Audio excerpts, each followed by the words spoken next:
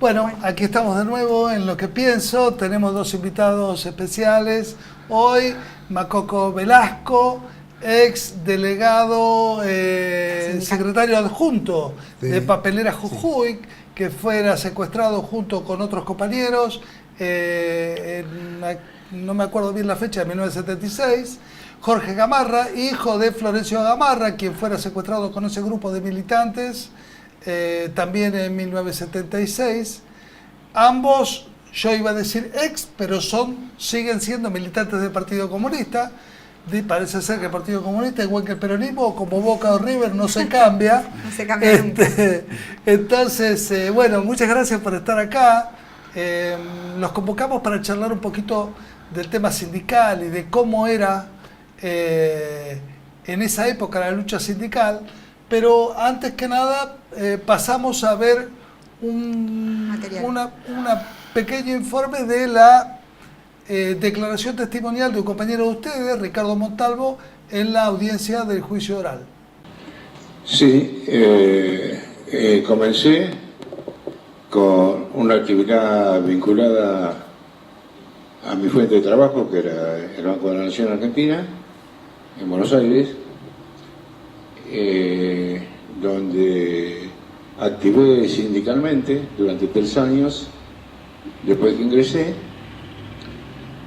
y en la cotidianeidad de la actividad me conocí con compañeros que tenían diferente extracción política y con los que más afinidad fui teniendo durante un tiempo, aproximadamente 3 años, eran afiliados del Partido Comunista Argentino, porque a poco andar salieron de la Ruta 9 y entraron por camino de tierra, porque si hubieran tenido, digamos, como plan ultimarnos, ya lo hubieran hecho. Esa era la única carta que barajaba como posibilidad a mi favor, o a nuestro favor. Y ahí sentí los quejidos de Gina, así muy golpeado, muy sufrido, tenía mucho frío y es muy cruel, de una crueldad. Ahora crueldad de mucha razón. Ya estábamos reconocidos los 5. Estaba Alfredo Velasco, estaba Orlando Brambila, Florencio Jorge Gamarra, Manuel Gina Díaz y yo. Empecé a sentir una radio que la pusieron con el volumen muy alto. Y enseguida asocié con lo que podía venir.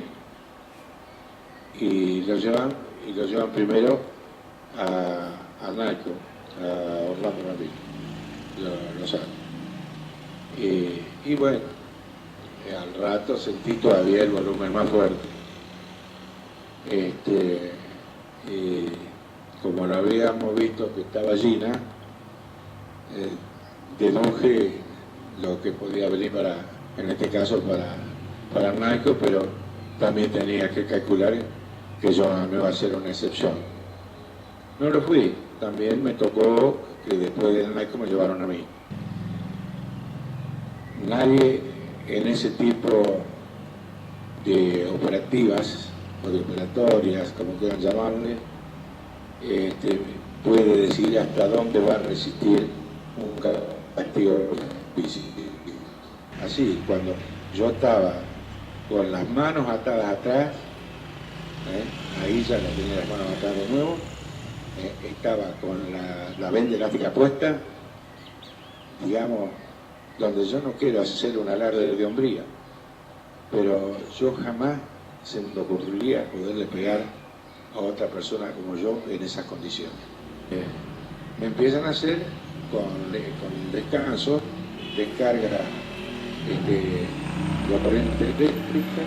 A Rubén lo secuestran en la calle La Laguna, que es la casa del padre de Rubén y de Elsa, la hermana. Estoy seguro que por encima del objetivo que yo dije que ha sido el principal, no el único, pero el principal objetivo que fue descabezar el sindicato de papelero, imprimir temor, por lo menos temor, sino terror, a lo que podían hacer, porque él quería amenazar a toda la población. Digo lo que pienso. Escuchábamos a Ricardo Montalvo. Él había sido en aquel momento delegado bancario. Estamos con Macoco Velasco, que fue delegado de Papelera Jujuy. Antes habíamos escuchado testimonio de la esposa del secretario adjunto del sindicato APINTA y fundador de APINTA. También se llevaron al secretario general. Rodolfo Kremer de Varadero era delegado de Dálmine. Carlos Alberto Rojas de Varadero, delegado de Rodia. Bueno, creo que me olvido de algunos, pero... Me parece que la síntesis es la que dice Montalvo, ¿no? La que hace Montalvo cuando dice que efectivamente estaba organizado, digamos, atacar al sindicalismo, ¿no? En la Argentina en ese momento. Sí, a la clase trabajadora organizada sería, ¿no? Tal cual. Y no es casual que hayan atentado o le apuntaron al movimiento obrero como al movimiento estudiantil. Es decir, esta dictadura que aparece en el 76 venía con la experiencia de la dictadura anterior, que fue justamente el movimiento obrero y el estudiantado el que no le dejó echar pie en ningún momento, y terminó con la caída. Recuérdenos aquel gobernador de Córdoba que era una serpiente que le hicieron a cortar y duró 24 horas. Y fue el movimiento de masas de la clase trabajadora con nuestro histórico y grandísimo Gringo Tosco, ¿no? Agustín Tosco. Ustedes, Velasco, estuvieron también participando de las audiencias. Ustedes tuvieron que declarar en estas audiencias en San Pedro. Sí, yo relaté lo que, se lo puedo volver a repetir, lo que pasó en aquel momento. El caso nuestro del sindicato del papel empieza apenas se da el golpe. Sí, me fueron a buscar a mi casa para clausurarnos el sindicato, ¿no es cierto? Y bueno, después de un mes y medio más o menos nos levantan la clausura parcial, o sea, para que funcione nada más que la parte social. Sí, no se podía ninguna actividad gremial. ¿Estaba intervenido o lo habían cerrado? No, nos clausuraron, nos pusieron una faja ahí por unos días. Nos hacían ir todos los días a la comisaría a hacernos preguntas. Y bueno, cuando nos levantan la clausura, que podíamos ir al sindicato, pero ya digo, sin poder hacer actividades gremiales, un grupito de compañeros afiliados trajeron una inquietud, es decir, de solicitar un aumento de sueldo, y bueno, se la tomamos, empiezan las tratativas, pero apenas empiezan las tratativas, el vicepresidente del directorio de la empresa nos dice que las reuniones no se iban a hacer en San Pedro, que se iban a hacer en la Federación de Papel. Y bueno, hicimos una o dos reuniones ahí hasta que se cortaron las relaciones. Yo a la última reunión no pude concurrir porque estaba engripado, pero en una reunión anterior, un compañero, si se le puede llamar compañero, miembro de la federación, me muestra una nota del Ministerio de Trabajo donde les decían que les recomendaban a ellos de que en ningún sindicato podía quedar gente que fuera de izquierda, o sea que nos tenían que limpiar. Y bueno. ¿Ustedes estaban en la oposición a la línea oficial del sindicato? Sí, de la federación. Claro. Pero teníamos buen trato, digamos. Hasta ese momento. Había que, nos guste o no nos guste, había que atenderlos porque, bueno, eso fue en el 76. No, en el 77 ya, en julio, que fue cuando nos secuestraron,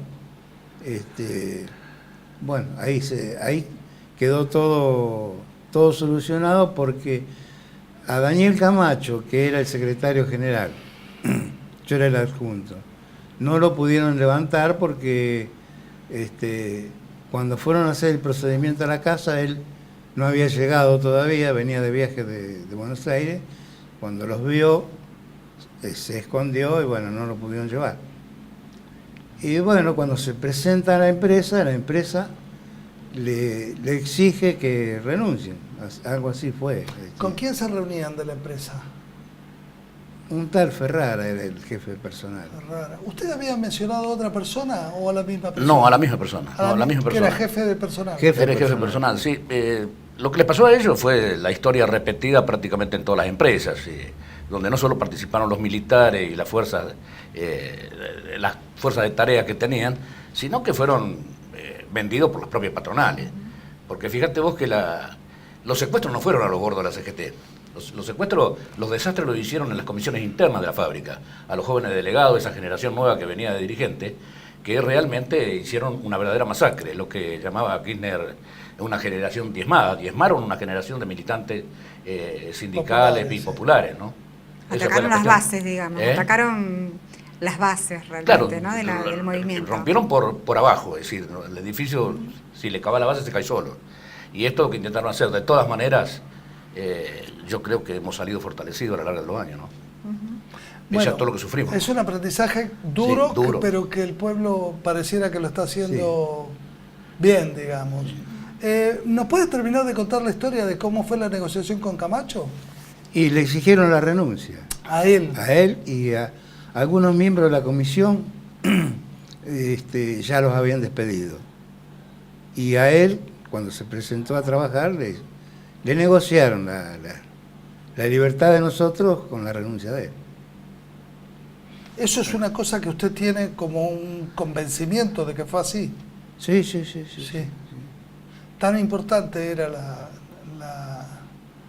la renuncia, tan importante era el rol de Camacho también, de algún modo, ¿no? Y él lo hizo pensando que era la única forma que podíamos lograr la libertad nosotros. Si bien los demás compañeros que secuestraron no pertenecían a Papelero, pero fue una cosa preparada para un poco confundir a los afiliados al Papelero. ¿Y qué pasó con Camacho luego? No, Porque bueno. ¿Vive Camacho? No. Falleció. Camacho era mi cuñado, ¿no? Su cuñado. Sí, ¿cómo es? No, él murió ya hace unos cuantos años. Murió joven, a los 50 años murió. Ajá. Después consiguieron trabajo con un papelero con ellos y duraron muy poco, ¿no? En Papel Prensa, ¿no?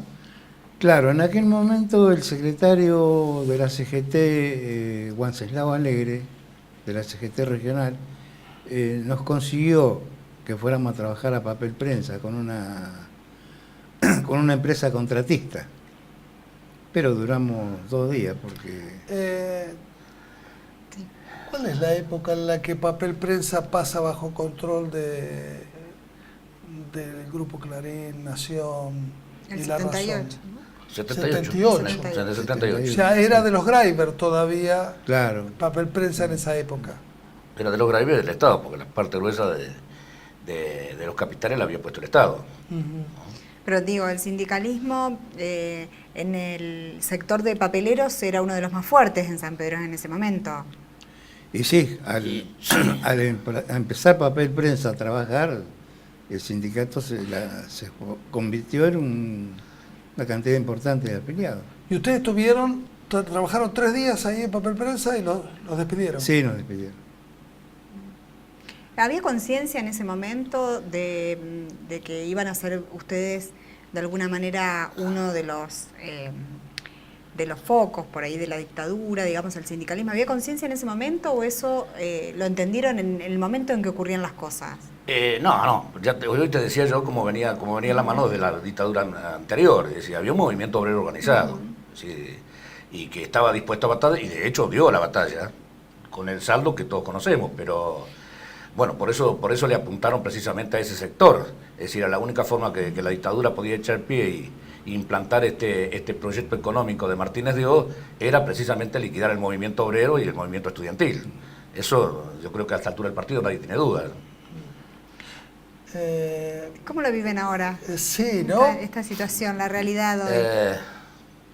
En lo personal, Te diría que estuvimos casi 4 décadas guardando todo esto, ¿no? No es poca cosa, con todo lo que eso te causa por dentro. O sea, la procesión esa la tenés permanente. Bueno, de alguna manera hoy te sentís más o menos reivindicado, ¿no? Saber que por lo menos parte de estos bestias están siendo condenados a cadena perpetua y que hoy también no tengan más remedio que poner la cara ante la gente y ante los tribunales para que precisamente todo el mundo sepa quiénes fueron, ¿no? Muchos compañeros de ustedes, y vecinos y amigos y compañeros de todos nosotros, no pudieron llegar a ver este juicio, ¿no es cierto, Macoco? No. Sí. De algún modo está presente en este lugar con Sí. todos nosotros. Cuando se recuperó la democracia, que fue allá por el 83, ¿no es cierto? Sí, el con 83. el gobierno de Alfonsín.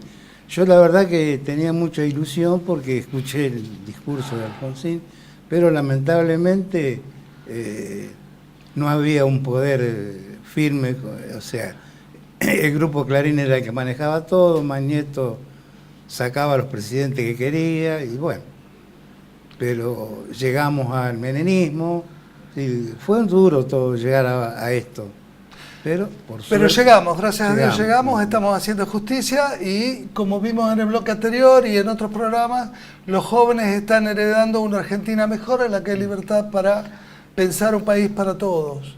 Les agradecemos que hayan estado aquí con nosotros, a todos la audiencia les decimos que los esperamos el jueves que viene, les agradecemos mucho a todos los sanpedrinos y a los baraderenses que nos acompañaron en este programa y en los anteriores y bueno, nos seguimos viendo en las próximas audiencias. Y Claro, esto te felicito, los felicito a ustedes por el programa. Gracias. Y la verdad que es una posibilidad además que se entere más gente, porque los testimonios que nosotros dimos en las audiencias por ahí no llegan a tanta gente. Y a través de esto pienso que... Sí, a mí me parece importante que las Es caras de los importante. vecinos y que fueron protagonistas de ese momento tan difícil, pero además tan relevante de la historia sanpedrina y argentina, puedan ser escuchados y oídos por todos. Así Claro. que muchas gracias Para eso haber lo hacemos. venido. Déjame saludar a los chicos de Susteba, ¿Cómo no? a los compañeros de Susteba, por esta creativa forma que han tenido de hacer entrar los chicos a la historia, ¿no? A través de presenciar un juicio y a través de la cultura. Me parece que es algo fantástico. Excelente. Diametralmente opuesta a lo que nos ocurrió a nosotros, ¿no? Exactamente. ¿Eh? Gracias. Muchas Muchísimas gracias. gracias a ustedes. Nos vemos hasta el jueves que viene. Hasta el jueves que viene.